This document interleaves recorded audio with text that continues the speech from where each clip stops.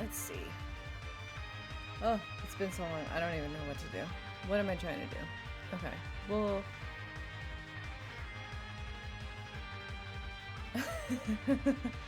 We're gonna do movie review.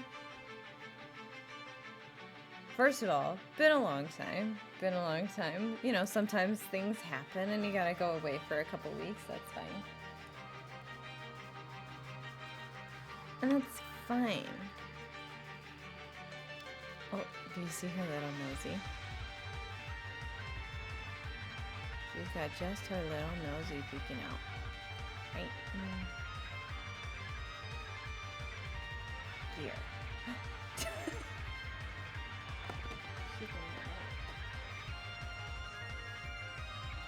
This isn't really closing. Anyway.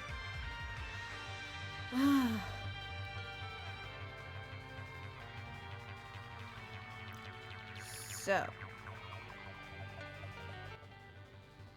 That was. Thank you so much to.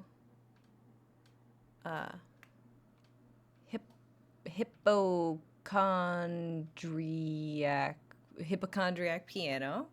Thank you so much for your dark impetus. And thank you to another dark impetus by Game and Sound. Thank you so much. Subscribe to Magic Breeze. Let's see. Should we start some lo-fi?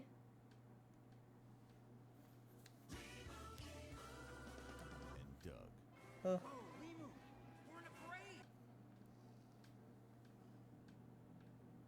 Okay.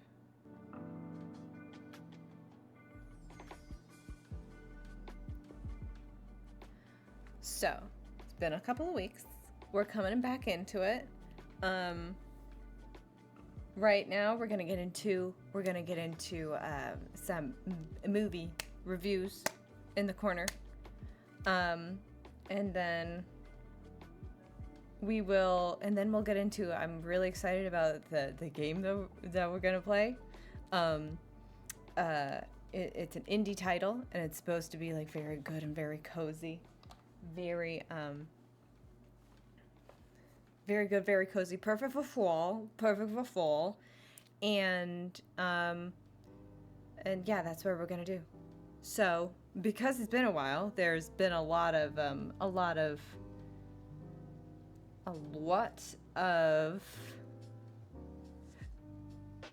movies for the season that I put everything away. Movies for the season that I have been watching. Hopefully you've been maybe watching a couple of them too. You know, just to participate, because why wouldn't you participate? Good gosh. Let's see. I'm gonna like do this here. So, I think I kind of generally go in the order that I watch them myself. So maybe you'll kind of see where like, because I feel like there are a couple of them I watched when I was just like in a mood that day, and that maybe soured me on them a little bit, but I don't know. Some of them were, I have to say, a little disappointing, but we will get into that. So, let us begin. That's one thing I do need to look up though. So I started off with watching a couple episodes of Bewitched, the original series from the 60s and 70s. It was the Salem Saga.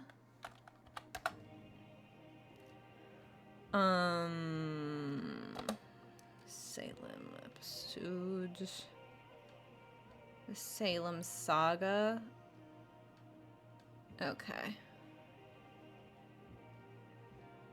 Salem Saga of Bewitched, which is, I think, the first 7 or so episodes of season 7.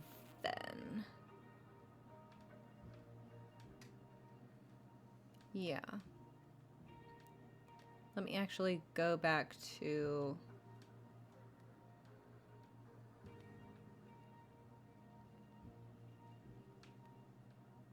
Yeah, season 7.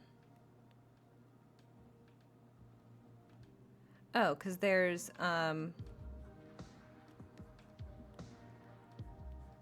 yeah, I think it's like the first 6 or 7 episodes of season 7, which premiered in 1970.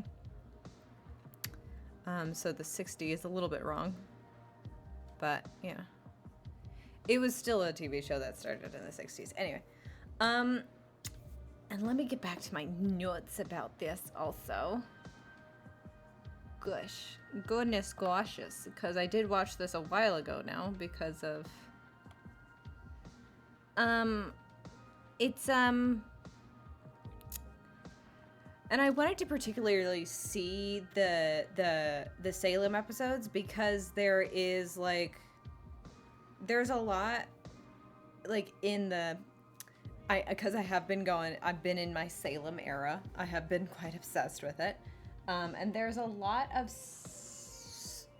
like, branding in the town of Salem to be, like, around Bewitched. Which after having watched these, like, 7 episodes that actually were filmed in Salem, I don't quite know why, because there's not a lot that's actually about the town. It's a lot of interior scenes, and the interior doesn't necessarily look like... They supposedly stayed in the Hawthorne Hotel, but, like, the set doesn't really look too much like what the Hawthorne Hotel is, at least now, right? So there's a lot of indoor scenes. I was kind of excited to see about, like, what exactly Salem, like, looked like in the 70s when this was filmed, and sure, there's, like, a couple of establishing shots and stuff, but it's not really that much about the actual town itself, which is kind of disappointing. And it's sitcom-y, so it's, you know, kind of, I was about to say inoffensive, but then it does, there's nothing, like, particularly bad in it, at least the couple of episodes that I saw, but, like, it does have this kind of very trite, like, like the husband's name is Derek, and the whole thing is that he's married to a witch and stuff, and he has his bitch mother-in-law who does, like, a lot of the witch stuff to him, and she has she has this, it's very, like, we talked a lot about the last time we did our movie review corner about, like, millennial humor in regards to, like, Hocus Pocus and Hocus Pocus 2, and, like, where did we get, like, millennial, like, excuse me,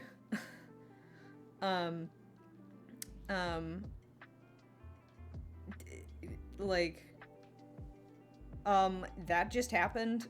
Where did we get that humor from? That came from boomers, because where did we get, like, that kind of humor from movies we watched as children in the 90s, who were making movies in the 90s, however, boomers. So, like, going back to the 60s, right? The television that the boomers were watching when they were children, when they were defining their sense of humor, they were watching, you know, these kind of sitcoms, which do have that very, like, excuse me, did you, like, assume her witch status or something? And, like, there's this thing that, like, the mother-in-law does a lot of, like, oh, well, Derek, you're a bigot.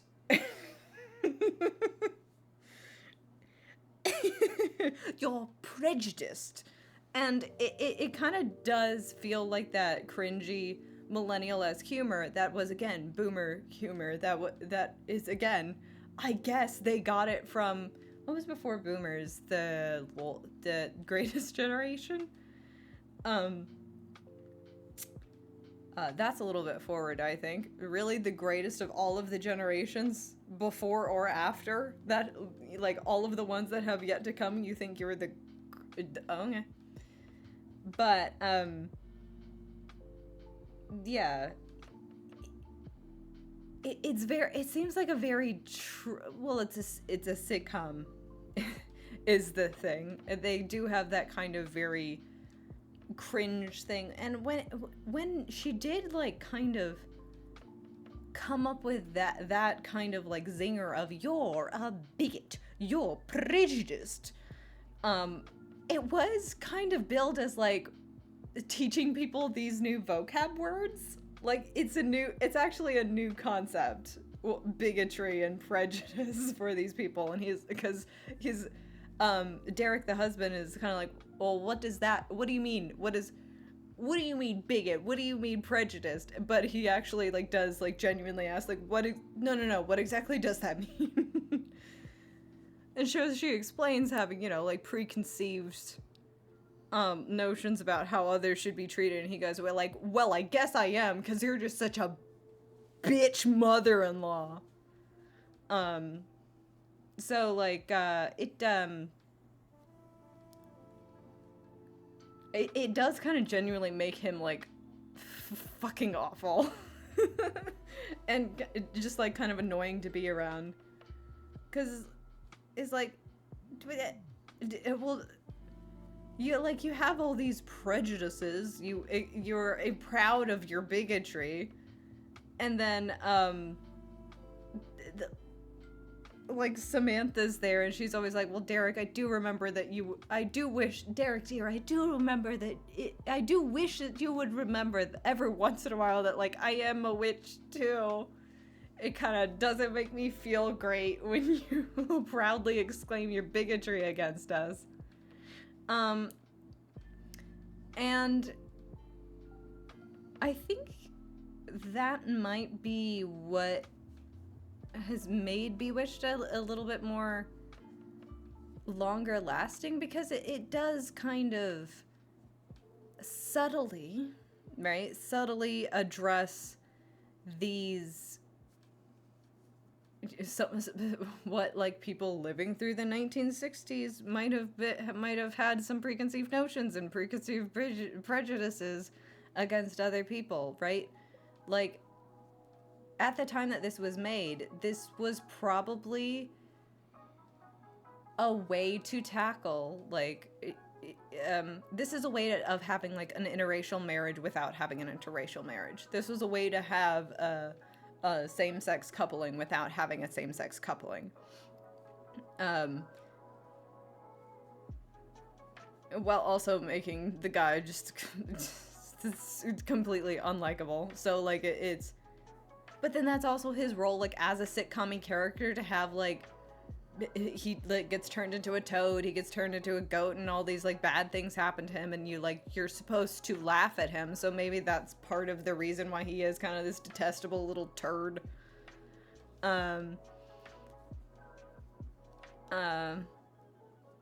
Yeah, would have loved to see a little bit more of Salem, because it's so, again, it's so much of like a part of the billing of Salem is like, oh, we had Bewitched here, so much that we even like struck up a statue in the middle of the town that just so happens to be on the site of like one of the judges who like carried out all of the executions of the Salem witch trials. Like, it's directly on top of the location of where his house was.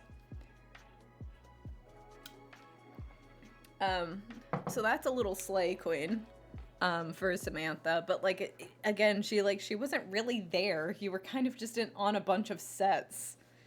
But, it's sitcom-y, you know, that's the point of it. It's not there to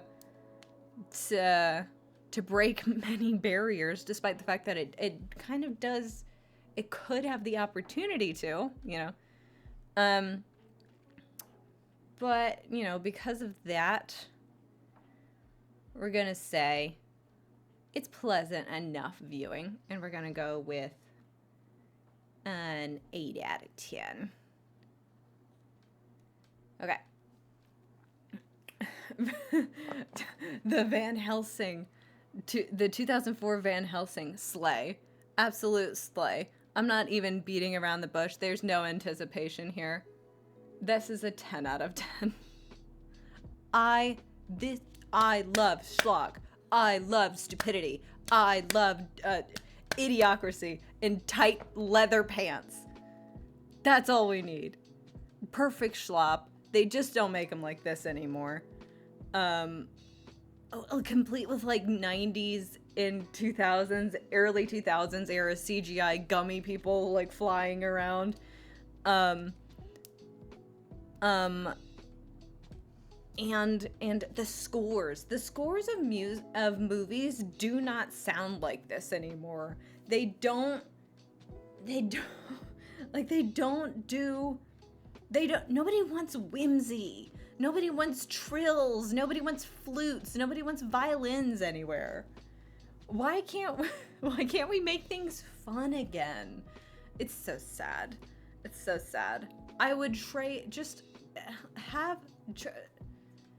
I want poor CGI made by higher paid people in stupider movies, and I want them done now. It's this. They don't even like make it like sets. There's no like sets like this. Nobody like ever wants to go on the Warner Brothers lot or Universal's lots anymore. Open up the fucking open up the stages. Ugh. The costuming is so cool. Cool and sexy. We don't put sex on the screen. We don't put sex on the screen anymore.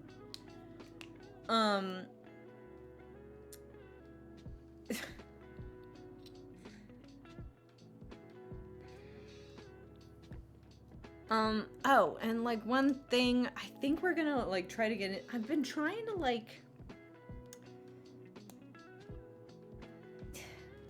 the 90s and 2000s movies, I feel like had just a different pace. And that's, I think, something that's gonna like just trickle on down through like all of this. There's just something about a pacing that I just quite like, I can't like define good enough, but we'll wait until Casper to really get into this. But like, so again, Van Helsing, amazing movie. At the time that it was made, but sure, it didn't make like a lot of money. Sure, it's not good, but why didn't this get a sequel? That's something that like I watched it like I must have watched this movie like the exact weekend that Princess Weeks did, because she tweeted out something like as I was like finishing this movie about like why didn't it get a sequel? Unbelievable. And homophobic even. That was homophobic. The Love Witch. The Love Witch is something I've seen kind of talked about for quite a few years now. It was made in 2016, but it has this whole thing of like, you probably have seen it around because the visuals are amazing. Visuals are gorgeous. Costuming, sets. It is this movie that was made in 2016, but it was made in mind with, it even has like camera quality, and I think, does it have like a different aspect ratio? It was made to look exactly like a 1970s horror kind of sexploitation movie, right? And it does have a lot of like those like very sex things happening around. The only thing about it is that like, wow, and maybe this might just be like 5D chess that I am just eating the pieces about, because they seem to have emulated that like sexploitation-y kind of genre from the 70s so well that they kind of ended up making a movie that didn't have a point to it. Which is so sad, because it was, I've seen it talked about for years. I've seen it talked about as like such a like a smart movie, such a feminist slay kind of movie. But it's really not that. It's unless I'm like missing like so many layers of irony, or again like this like trying to pay homage to shitty sexploitation movies by just being a shitty sexploitation movie, you know? I let me look at my notes real quick.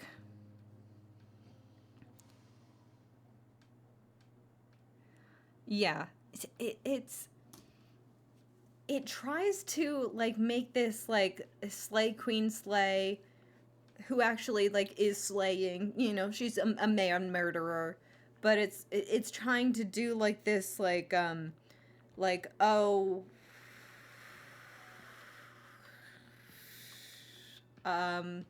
what do men want, what do women want, why are they so diametrically opposed, because you know neither of us are human beings that just want like healthcare. um and it's just like, oh, as a woman you have to like use your sexuality to get the attention of men, and that's actually feminist, actually. Like again, it's presented as such a misogynistic kind of I have to imagine it's intentional, of like, no, actually I'm very hot and sexy specifically because I only exist for men. You just have to please men sexually if you want to get a husband. And but like with the lead actress, it's even like she does like kind of have that like dumb girl voice on. So I have to imagine it's intentional that it's like bad. But like, why does it look that good then? Hi Betsy, we're doing some Halloween movie reviews. Hello. I like that your name is ready for the season. Yes, we're ranting about the Love Witch 2016. Cuz it's if you missed it, it's kind of an homage, a pastiche. It's Batman related. Nice. So the Love Witch it's this kind of pastiche of sexploitation movies of the 70s. It's like even filmed like I think on actual film to make it look like those older movies. But it kind of also does it a little bit too well, that it kind of makes a movie has no point and is kind of boring. Despite the fact that it has, you know, like a bunch of naked people in it and people being murdered, you know. But yeah. Slay Queen Slay, again, it's kind of best as like, you know, TikTok vibe. A TikTok that's about like the vibes and the visuals, like there's a famous like TikTok sound like, and that was the day I died and was reborn as a witch. That's where that's where that TikTok sound comes from. It comes from this movie. Other than that, it's also too long. It's too long. I need one last half hour. I need one last half hour in a movie. Just take out 1 half hour. I don't need that many half hours. All right? I don't need that many half hours. So, again, visuals unmatched, but kind of just boring overall. So we only give it 1, 2, 3, 4, 5. A 5. Sorry about it. Oops. Okay. And here's where it kind of gets very disappointing here. Because The Witches of Eastwick, I think I saw this movie as a kid, but I must have seen it like a little too early. So I kind of remember kind of being a little bit scared of it. Because Jack Nicholson just is like a scary, creepy guy that too many of us were exposed to when we were too young. But this is also supposed to be like a Slay Queen Slay movie that that's like, it's supposed to be about women, and like again, very like obsessed with like diametrically opposed necessities of the sexes because we're just that different, and like, oh, what women want, what men want. It's, I guess it's like magic or whatever. Also too long. Also need one less half hour. One less half hour in here. Where is my notes, yo? Hold on.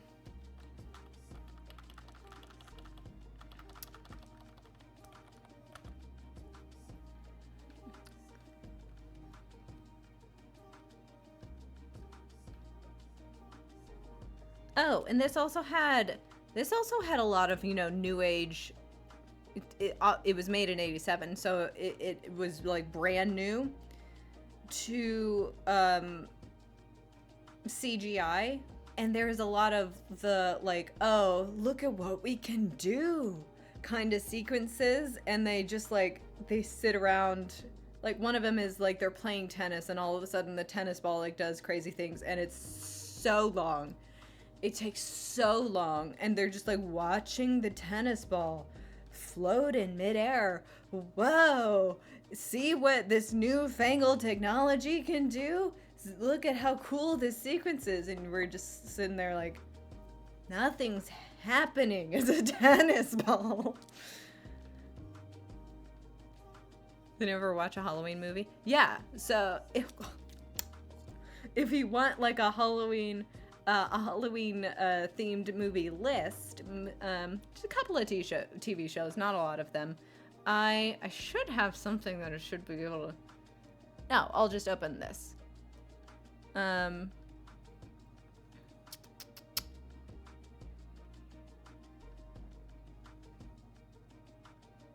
Is it opening? We'll see. We'll see if it's opening.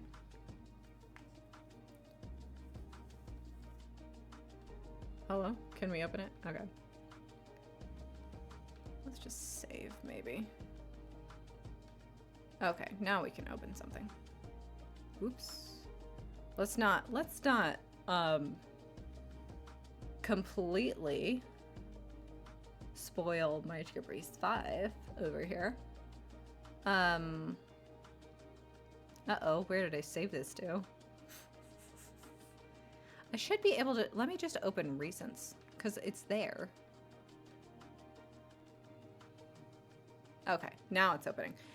This is what I'm going off of. This is my own list for the year. And we have it broken up into like what's least intense, right? Just kind of like dress up vibes, like this fairy tale kind of things that we just want to like, you know, sit around, not do a lot of things.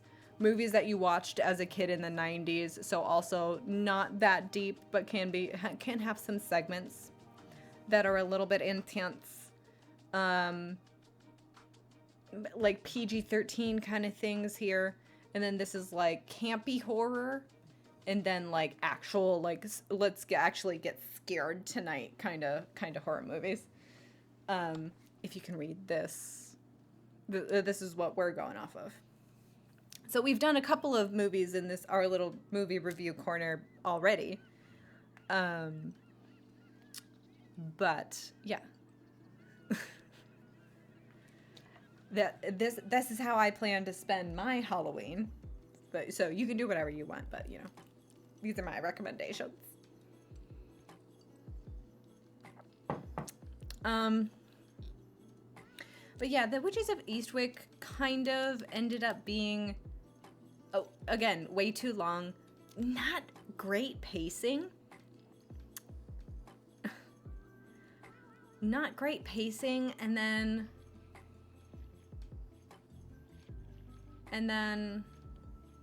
yeah, it kind of has a lot of unpleasantness happening.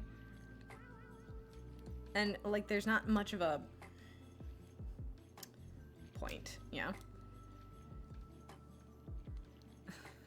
Yeah, Halloween, you got to be careful or else Halloween season can go kind of quickly.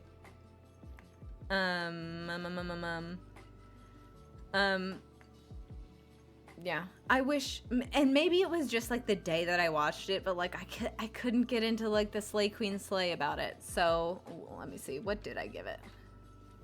Yeah, it was only kind of like a 1, 2, 3, 4, 5, 6. It wasn't great. It wasn't great in my opinion. And unfortunately, I have to like break my heart again because I've heard a lot of good things about ginger snaps.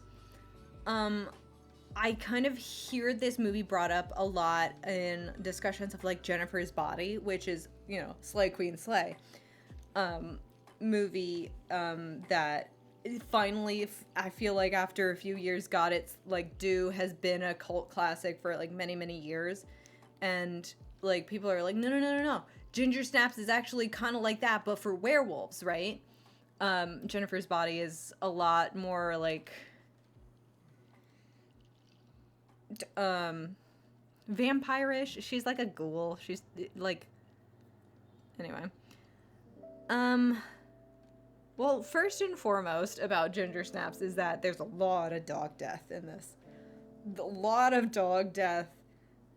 Opens up with dog death. Lots of animals being harmed in this.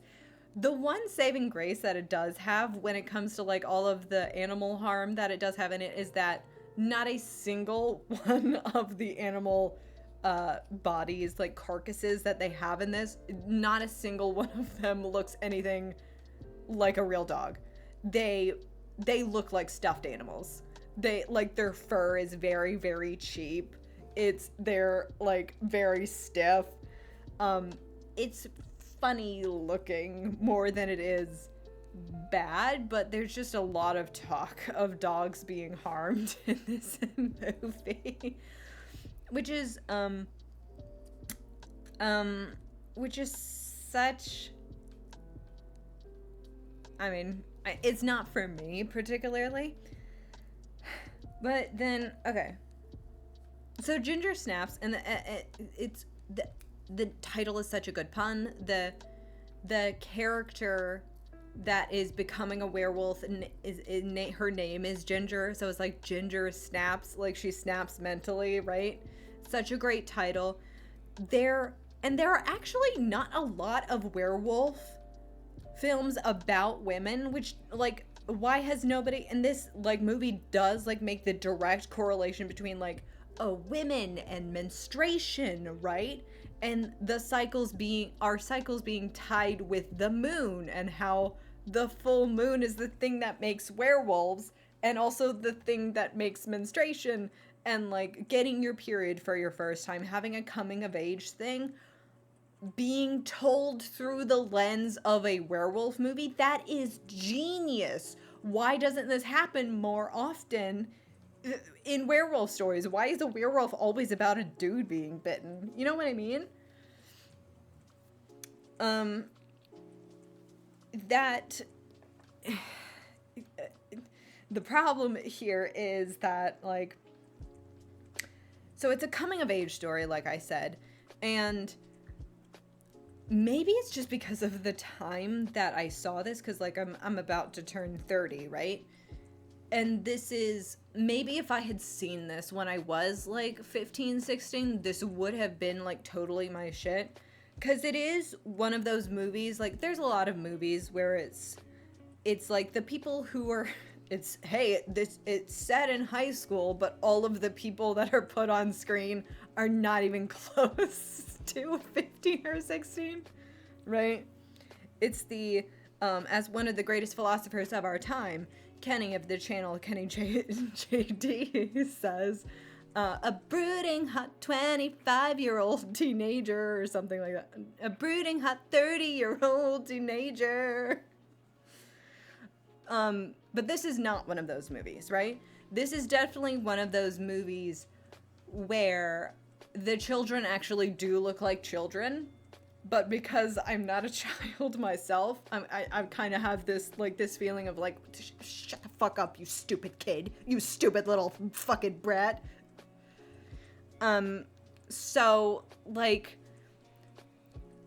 I think the problem is that, like, they started off, like, before werewolf things started happening, these children started so much as these, like, contemptuous little fucking pricks that, like, I'm not really, I don't care that, like, you're having this real crisis, because, like, you're not really having, like, a big change. You went from one kind of asshole to another kind of asshole.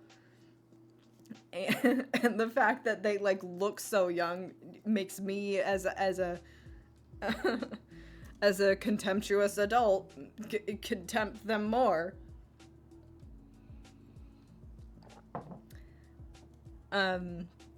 Also, well, and also something that nobody ever mentions about this is that this is, right, the movie's called Ginger Snaps. They only ever talk about, like, the girl who's turning into the werewolf, Ginger, but they, like, almost never mention that this is a duo, right? It's most the movie's about her and her sister, like, going battling her werewolfness together. It's almost even more that the sister is more of the main character than Ginger is.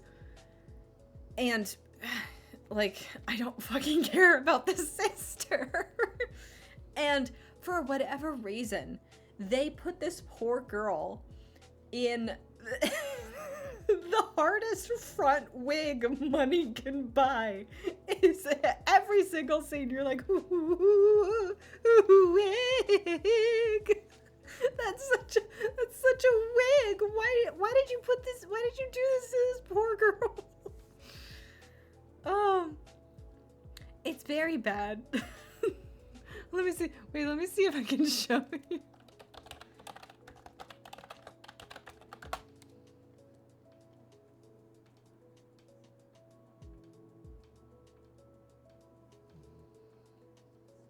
What was her name? Her name's like Annabeth, Bethany, Bridget.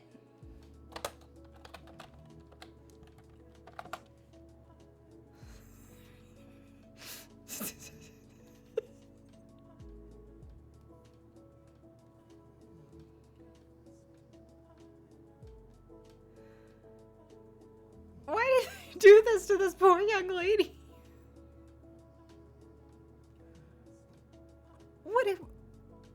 Why?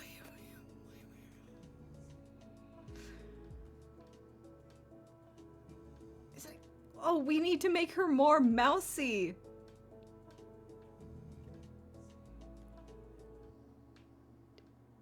Oh, what is this? What is this AI, like, enhanced? Who has done this to this poor girl? What? Why did she need the worst wig imaginable? Why? Oh, anyway. Wig.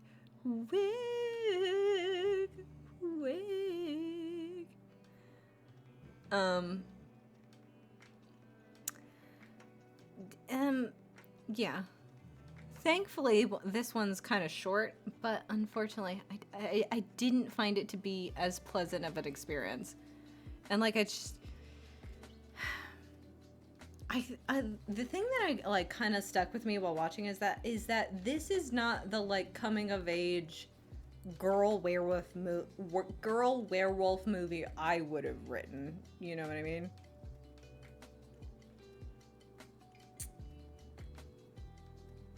I think there was a lot of potential for that kind of story, but, like, I mean, I want more Slay Queen Slay. I do kind of just want men to be murdered by a supernatural being and righteously so. You know? Oh, but there was this, like, she, like, gives him werewolfness as, like, an STD, this one guy in the movie, and he, like, starts peeing blood, and, like, oh, that's a good idea. Give a teenage boy a period. See how they like it for fucking once. You know. Anyway. Death becomes her. Now, the original Slay Queen Slay. I mean, oh, come on now. I don't have any notes for this. I just have 10 out of 10.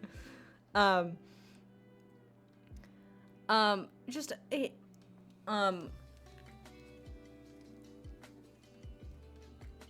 also great sets. Also great costumes. Not so much like SFX makeup. That's not too great, but everything else about like the visuals is so cool. It's like Tim Burton's LA, which is a very nice idea. She like goes into a plastic surgery place and it's like underground and looks like it looks like Tim Burton's Willy Wonka factory. And that's just, yeah, I'm gonna get my injectables next to the fucking chocolate river, drown a couple of, you know, German children. Yeah, that's where we get the placebo from, da. Anyway, there's also, I think it's kind of best in moments. It's a real big moment movie, not like an all-together movie, right? Like, ow, what are you, crazy? I can't even think of anything to say. It's just like, it's just nice. It's just like a nice movie. Pride and Prejudice and Zombies. I might be a complete wrong person to review this because, like, I don't know Pride and Prejudice, period. Oops. But, you know, when there's zombies in the mix, it's fine. Let me read this note here. I like whenever there was a fight that I'm assuming would be a word fight. In the original, it would be like a physical fight. So that was pretty cool.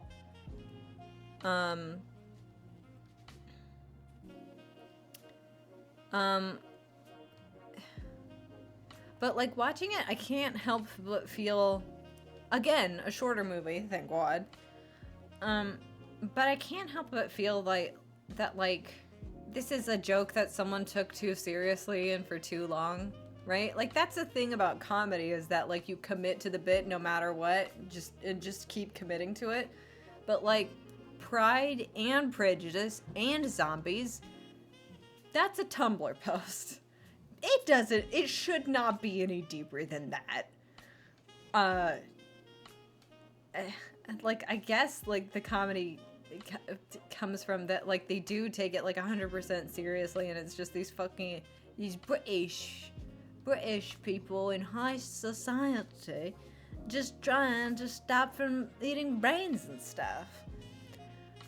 Which is, well, and that's, like, the one thing I kind of didn't like, is that in, the beginning, it had those, like, you know, oh, it's very tongue-in-cheek that we're using horrendous racist caricatures from, you know, like the 1700s and all that. But, like, the zombie disease came from the colonies, all of these, you know, exotic lands from across the globe that we're colonizing. When, bitch, the gall.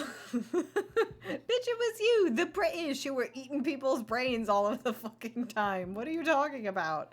There aren't any mummies because you ravenous slobs had to eat corpses. 1,000-year-old corpses, freaks. If anything, the zombie virus should have just come from your basic not washing your assness. So that's kind of frustrating. But, yeah, maybe I would be into the joke more if I was, like, a Pride and Prejudice girly, but I'm not. So sorry to PJ, because I know he has, like, a Pride and Prejudice thing that he would do probably a lot better than Pride and Prejudice and Zombies. It's at least, like, a well-made movie, I guess. Like, you can see everything. I think I rated it too big. Actually, 1, 2, 3, 4, 5. I was just in a good mood that day. Yeah, it's very middling. It's, I don't know. Just, I don't know. I don't know. I don't know. I don't know. I don't know. Okay. And quintessential 90s movie for all the 90s kids out there. It's like, I think this is the movie everybody thinks of when they think about 90s movies. It's Casper, the Friendly Ghost from 1995. The set. They don't make movies like, they don't make sets anymore. God damn it.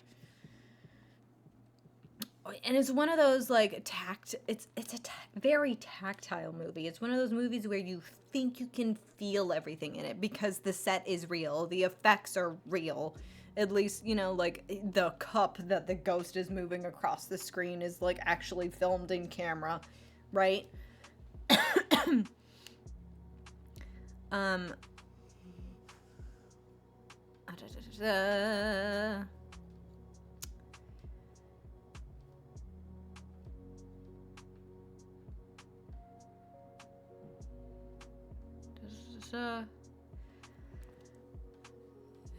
What else was, like what's it called? Every 90s movies had a Rube Goldsberg machine of how to, like, the frying the eggs and then the going down into the dad's secret science lair under the house. Oh my god. Universal Universal needs to make so many more rides off of more of their 90s movies. Out of water. Sucks. Yeah. Very tactile, very in the camera. They don't make them like this anymore. No more whimsy. There's no more whimsy. There's no more care. Nobody can have fun since the fucking towers fell. Oh my god.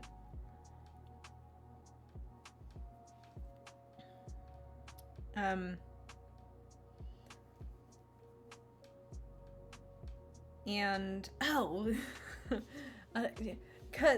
kids today, they'll never be able to see a movie with any whimsy in it or understand what it's like to have your recording of a movie, because back in my day when we had the TV and we had a tape, you don't DVR it, you don't video on demand it.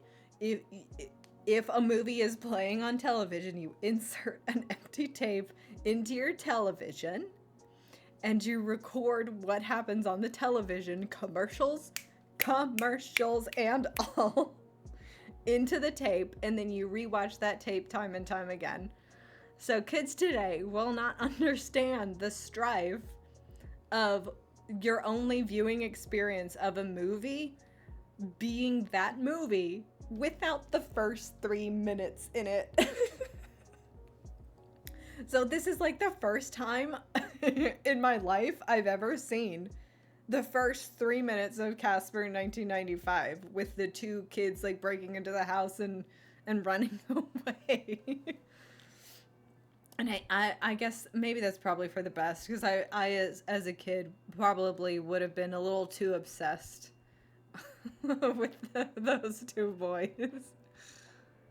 They would have changed my life, I tell ya. Like in the same way that everyone was obsessed with a real person Casper, I would have been like, no, I'm actually different, and I want the boy with the floppy hair in the beginning of the movie, actually. So, okay. And then we also need to get into that point that I was trying to say earlier, where, like, it was movies from the 90s. I feel like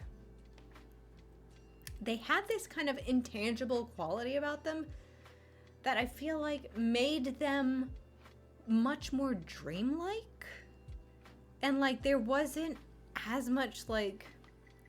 See, this is what I can't tell. I can't tell if it had more or less connective tissue.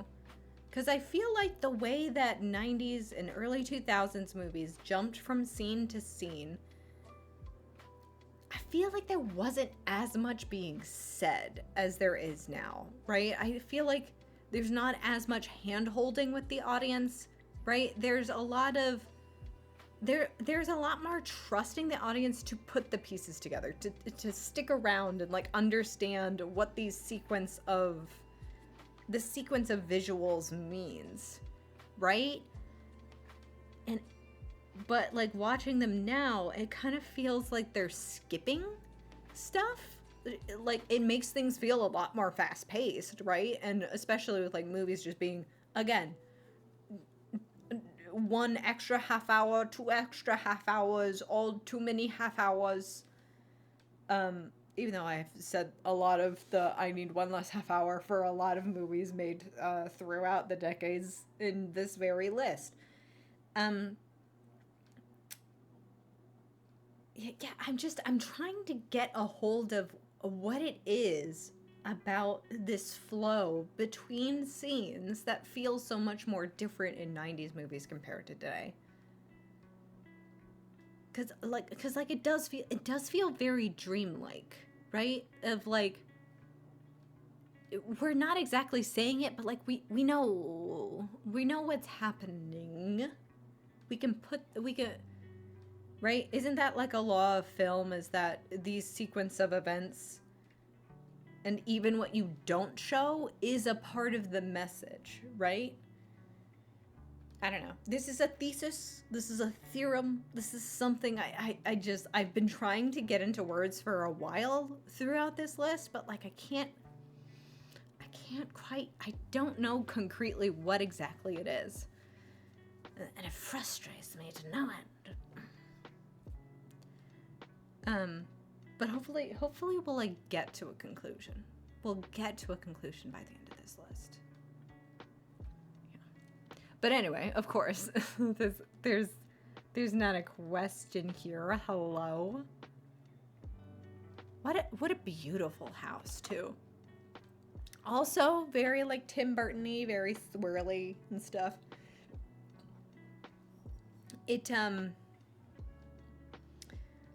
The house, I was looking this up because, you know, after I see like a nice house in a movie, I always have to look it up. Of course it's a set. It's not for real at all, because it's way too big of a house to actually be like a real house.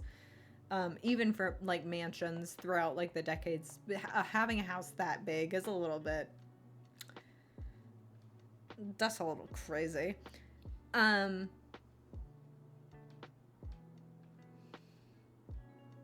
But yeah, it supposedly had a lot of Art Nouveau. That's what it was described as, and like I looked at it, I looked closely, like looking for like Art Nouveau kind of accents here and there, and it's kind of there, but then it also has like a lot of, again, I can only kind of describe it as like Tim Burton's squirrels, not squirrels, swirls. So I guess elevated, kooky Art Nouveau. Anyway, okay, that is our list for the time being.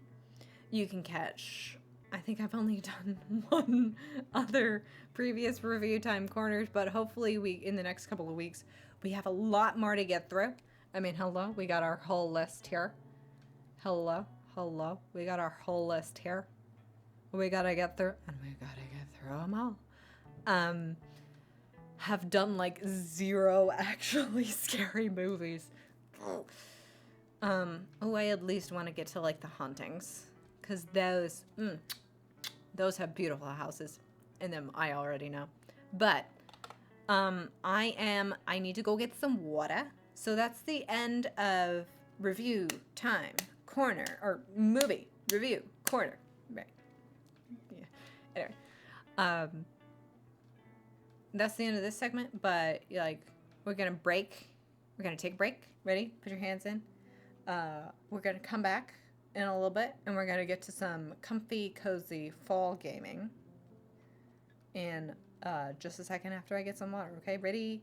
And break. See you back in a sec.